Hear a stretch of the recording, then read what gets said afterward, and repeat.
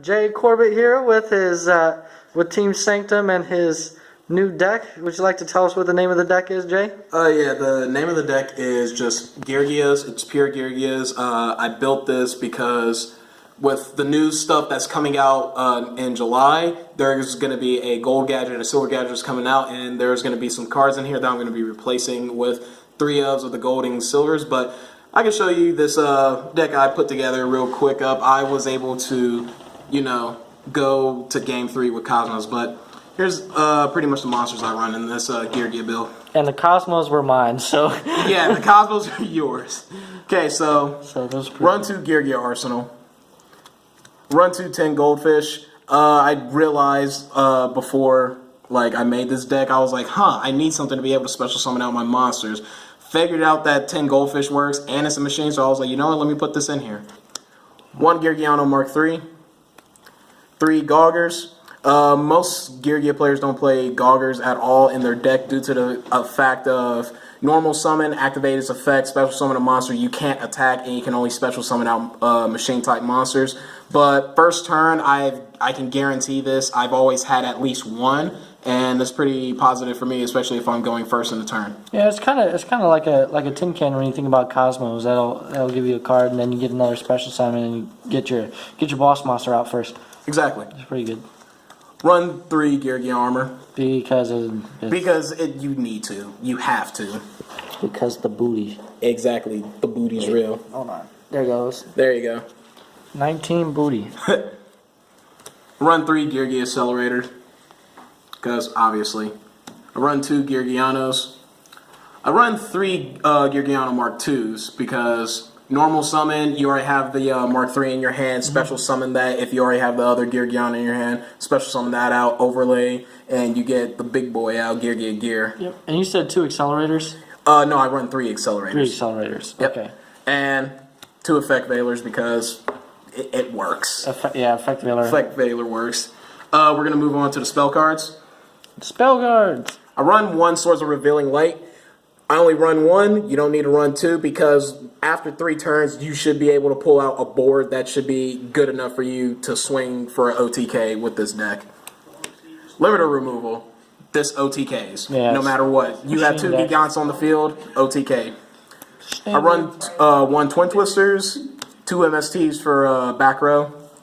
I run 2 Creature Swap. The reason why I run 2 Creature Swap, I get into a game against the meta, and they bring out a big-ass monster. So I'm like, okay, look at this. I got Geargiano. Normal summon Geargiano, they only have 1 monster on the field. Creature Swap, give me your big monster. Swing at my monster, and then I just plus off of that just hard. Dark Hole, clear board. Regeki, clear your opponent's board. Okay, any traps? Yes, I do run traps. We're moving on to those. Run 2 Geargia Gears because the automatic level 4s. Why don't you like running it at 3? I don't like running it at 3 because I don't want to see too much of it. I want to see it when it's necessary, and the times when I necessarily need it is either at the beginning of the game or when during the middle of the game I have a good board and I'm like, you know what, I got 2 more spots left, let me just set this card, get 2 4s on the field, and then overlay them into another rank 4, swing for game if I can. Okay. XZ Reborn, I only run 1 due to the fact that just 1 XZ Reborn is going to work. It literally special summons out a rank 4 monster back from the extra deck. I mean, not from the extra deck, but from the graveyard, and more than likely, your Geargia is probably already in the graveyard after you detached and used all of its materials, unless you're using it as a beat stick. You bring it back out, you detach it, you get a monster back out, and yeah, that's pretty much all you have to do with it. Bottomless, staple. Yep. Storming to prevent the whole destroy a monster, goes to the graveyard, they get some sort of graveyard effect. Mirror Force, just in case if they do have a monster that has no graveyard effect and you're like, you know what, I want to get rid of it off the board. Solemn Strike, my buddy Alex has let me borrow it, but you just need it. You just need it. 7 Tools of the Bandit. I have a previous video where I explained why 7 Tools of the Bandit is needed. You summon out, say for instance, you have a pendulum or you have a big monster you want to pull out. You pull out the big monster. Say for instance, they try to bottomless, solemn, do all that. You flip this automatically. 7 Tools of the Bandit, you negate it, you get the playoff. They pay costs. So you plus off of that, they neg off of that. Solemn Warning, staple. Cyber Summon Blaster. What? Cyber Summon Blaster. Each time you special summon out a monster, you take 300. Your opponent takes 300 damage. It's a card that I want to see, but if I don't see it, it won't affect me. It's basically, since this deck spams out like special summon monsters like no other, play this, your opponent just gets hit hard, and I really like it. And finally, one Phoenix Chain. Just for those matchups where people want to activate effects and whatnot. Sweet. What's your extra deck? Oh yeah, you have to see it. So I run 5 rank 3s and I run the rest of rank 4. So I'll show you the rank 3s first. 1 Grenosaurus for, attack, destroy a monster, burn them for 1,000. Nightmare Shark to be able to swing for game if I get them down to like 2,000 and I know I can't beat over their monster. Wind Up Zen Mind for the control game. And I run 2 Geargia Gigants due to the fact if I can bring him out and he's bigger than my opponent's monster, swing at their opponent, they can't activate Mirror Force, they can't activate like Phoenix Chain, they can't activate anything, and it's just great.